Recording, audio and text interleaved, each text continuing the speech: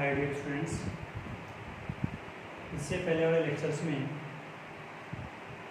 शायद ये 4th lecture है जिसमें मैंने इस पीरियोडिक फंक्शन के बारे में बहुत कुछ अच्छे से समझाया है।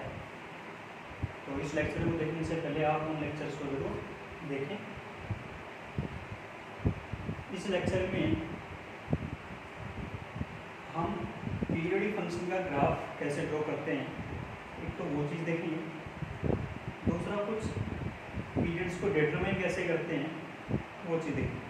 ठीक है स्टूडेंट्स, तो फटाफट हम ग्राफ ड्रॉ करने की कोशिश करते हैं कि ग्राफ कैसे ड्रॉ करेंगे। आपको दिख रहा है कि y = ln log के अंदर फिर क्या दे रखा है, फ्रैक्शनल पार्ट फंक्शन, मतलब फंक्शन कैसा चल रहा है, कंपोजिट फंक्शन चल रहा है। अब मैं बोलूँ कि इसका पीरियड कितना है, तो आराम से आप बता सकते हो कि फ्रैक्शनल x का पीरियड क्या होता है 1। तो फिर ये ln का भी क्या होने वाला है, मतलब ln फ्रैक्शनल x का भी क्या होने वाला है, पीरियड 1। पहली चीज सेम चीज y = 1 fractional part of x। ठीक है स्टूडेंट्स, कि y = 1 fractional part of x। Again मुझे इसका भी क्या बताना है, ये इसका ग्राफ ड्रॉ करोगे तो कैसा करोगे। ठीक है, अब वो ग्राफ से हम क्या कर सकते हैं, पीरियड्स को डिटरमाइन कर सकते हैं। वो कैसे देखो कि हम बात करते हैं एलिवेशन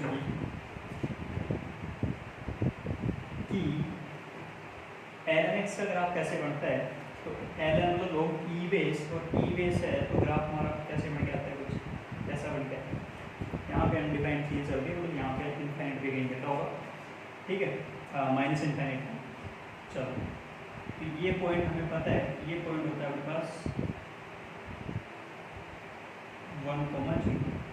ठीक है स्टूडेंट्स। अच्छा, अब ln का आपको पता है, इसकी रेंज ln के लिए डोमेन बनने वाली है। तो इस फ्रैक्शनल पार्ट ऑफ x की रेंज क्या हो, वो हमें पता है 0 से लेके 1। ठीक है, कि 0 से लेके 1 जो फ्रैक्शनल पार्ट x की तो रेंज है, बट यही डोमेन हो चुका किसके लिए, ln के लिए। Again log 0 maximum minimum value check कर, log 0 पे वैल्यू क्या होती है, अनडिफाइंड। तो log 0 x = 0, log 0 वैल्यू क्या हो रही है, अनडिफाइंड। ठीक है सर। log 1 पे क्या होती है, 0। log 0 पे इनफाइनाइट, और प्लस का होगा माइनस का होगा, वो डिपेंड करता है ग्राफ के ऊपर।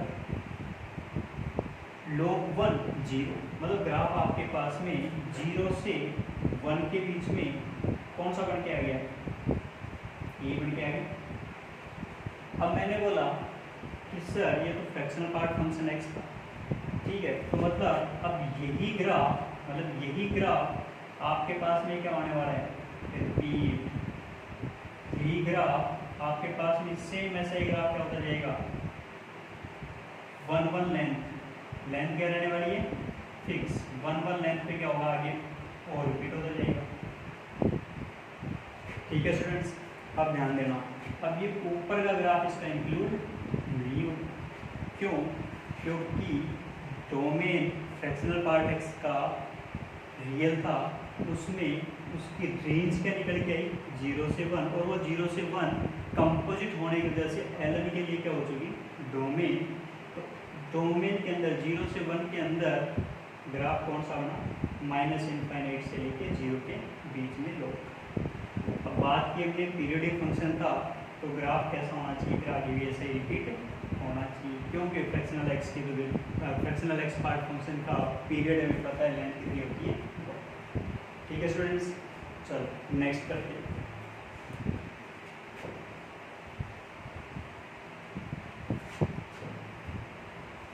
नेक्स्ट में हमें दिख रहा है कि y = 1/x जैसा दिख रहा है। भूल जाओ एक बार कि फ्रैक्शनल पार्ट x कुछ दिया था, y = 1/x जैसा दिख रहा है, नहीं दिख रहा। उस x को किससे रिप्लेस कर रखा है, फ्रैक्शनल पार्ट ऑफ x से। तो हमें पता है कि फ्रैक्शनल पार्ट ऑफ एक्स का या y इक्वल्स टू 1/x का ग्राफ कैसा बनता है, ऐसा कुछ रेक्टेंगुलर हाइपरबोला जैसे। अच्छा, अब एक चीज़ देखो, 0 पे अनडिफाइंड, बिल्कुल 0 पे अनडिफाइंड। अगेन इसी ग्राफ को अब उसने बोल क्या दिया, फ्रैक्शनल 0।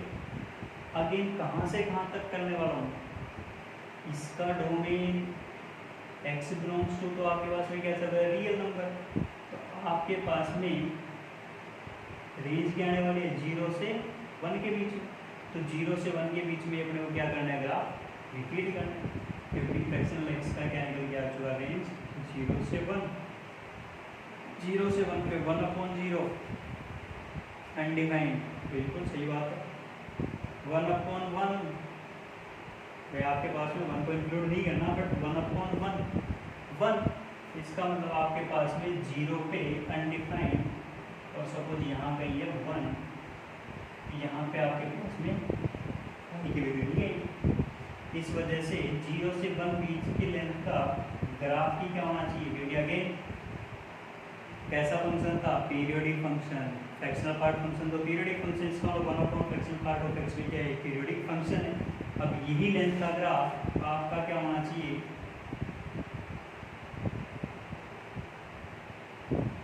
रिपीट।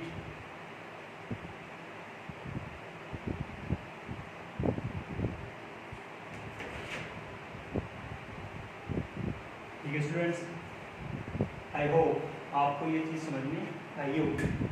करना क्या था, रेंज पता है, वो इस पूरे वाले के लिए क्या हो चुकी, डोमेन रख के देखा, मिनिमम वैल्यू मैक्सिमम वैल्यू निकाली, उस डोमेन के अंदर हमने अपने पास ग्राफ बना के लिया। तो सबसे पहले अपने को जो ग्राफ बन के आया वो ये बन के आया, ठीक है। अब उसी ग्राफ को अपने को क्या करना है, 1 लेंथ पे क्या करना है, राइट में और लेफ्ट में शिफ्ट करना है, क्योंकि सेम ग्राफ का होना चाहिए, आगे पीछे बनना चाहिए, उसी को क्या बोलते हैं, पीरियोडिक फंक्शन। ठीक है स्टूडेंट्स, चलो अब इसके बाद देखते हैं अगला एक क्वेश्चन, जिसमें दे रखा है कि अपन डिटरमाइन कैसे करें, कि आपको पीरियड्स डिटरमाइन करने हैं। ठीक है, तो देखो बच्चों, सबसे पहले fx गिवन है।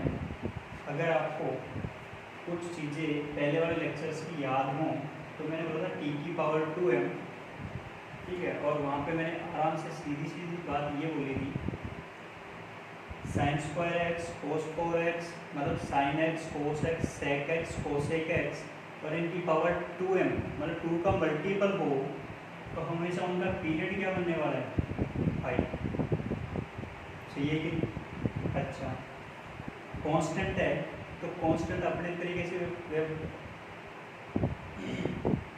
जैसी लेंथ इनकी दे रखी है वैसे लेंथ मान लेने वाले। ठीक है, कि y यूज टू 2 है, तो मतलब क्या बन गया आपके पास 100 वाली जैसी चीज़ देगा। ठीक है, तो कांस्टेंट की मिनिमम वैल्यू भी नहीं पता अपने को, मैक्सिमम वैल्यू भी नहीं पता। ठीक है, चलो तो fx = sin square x plus cos 4x plus 2 है। ऐसा एक फंक्शन और दे रखा है, cos ऑफ cos x और cos ऑफ sin x। मैंने बोला फर्स्ट लेक्चर में हमने ये सीखा है कि पीरियोडिक फंक्शन को डिटरमाइन कैसे करते हैं। पाई पुट करके, 2 पाई पुट करके, ग्राफ अगर सेम आ रहा है तो सही है, अगर ग्राफ ओरिजिनल फंक्शन अगर सेम आ रहा है तो इसका क्वेश्चन सही है, और जो उस ओरिजिनल फंक्शन को सेम वैल्यू देगा उसी की हम उसका बोल सकते हैं पीरियड है। चलो तो चेक करते हैं अभी कि फंक्शन हो, गलती से मैंने सबसे छोटा पीरियड लिया π/2, sin π/2 प्लस एक्स। ठीक है, तो क्या बढ़ गया, cos π/2, तो गड़बड़ होगी। इधर अपने पास cos को π/2 प्लस एक्स लिखा, क्या हो चुका, साइन में कन्वर्ट, इधर sin 4 इधर cos स्क्वायर, सेम क्वेश्चन तो नहीं बढ़ गया है, बस सेम अपने पास एक्स कर लिया है। तो मैंने क्या पुट कर दिया कि आप x को x प्लस पाई से क्या कर दो, रिप्लेस। जैसे रिप्लेस करूँगा, sine pi plus theta minus का साइन थीटा स्क्वायर किया, वापस आपके पास में क्या हो चुका, साइन स्क्वायर एक्स, कोस पाई प्लस थीटा माइनस का अगेन क्या बनेगा, कोस थीटा, पावर 4 है, वापस क्या बन के आ गया, कोस 4x प्लस 2 है। सही है स्टूडेंट्स, इसका मतलब आपके पास में इसका पीरियड सपोज मैंने बोल दिया t1 क्या चल रहा है, 5। 2 पाई रखता, 2 पाई भी अपने पास है, बट मैंने बोला कि फंडामेंटल पीरियड क्या है, तो वो क्या आ गया आपके पास में पाई। अच्छा नेक्स्ट, सपोज सबसे पहले वही क्या रखते हैं π/2, मतलब मिनिमम वैल्यू पुट करने की कोशिश करो।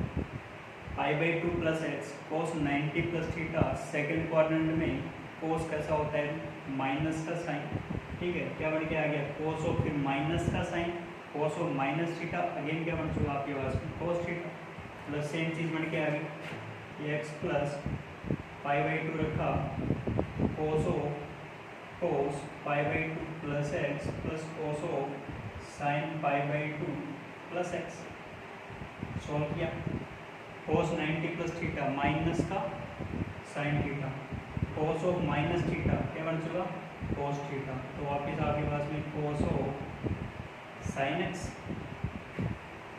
प्लस इधर से साइन 90 प्लस थीटा, सेकंड में साइन किसका होता है पॉजिटिव, तो साइन का क्या हो चुका कोस ऑफ कोस एक्स। ठीक है स्टूडेंट्स, क्या वही ओरिजिनल फंक्शन अपने पास मिला है, कोस of sine x, cos of sine x, cos of cos x, cos of cos x, मतलब आपके पास में पीरियड क्या हो चुका π/2। अब इससे आगे 3π/2 वो भी सेम चीज़ देगा, ठीक है, लेकिन इम्पोर्टेंट चीज़ क्या है आपको दिमाग में ये रखना है कि ऐसी मिनिमम से मिनिमम वैल्यू रखूँ जिससे मेरे पास क्वेश्चन का ओरिजिनल फंक्शन क्या जो गिवन था वही बन के, ठीक है, तब तो मैं उसके फंक्शन के पीरियड्स को डिफाइन आराम से कर सकता हूँ या डिटरमाइन कर सकता हूँ। ठीक है स्टूडेंट्स, तो अभी तक अपन ने पिछले वाले लेक्चर्स में पीरियोडिक फंक्शन के बारे में बहुत सी जानकारी ले ली है। अब जो नेक्स्ट वीडियो आएगा उसमें इससे भी कुछ एडवांस टाइप की प्रॉब्लम करने की कोशिश करेंगे। Thank you very much.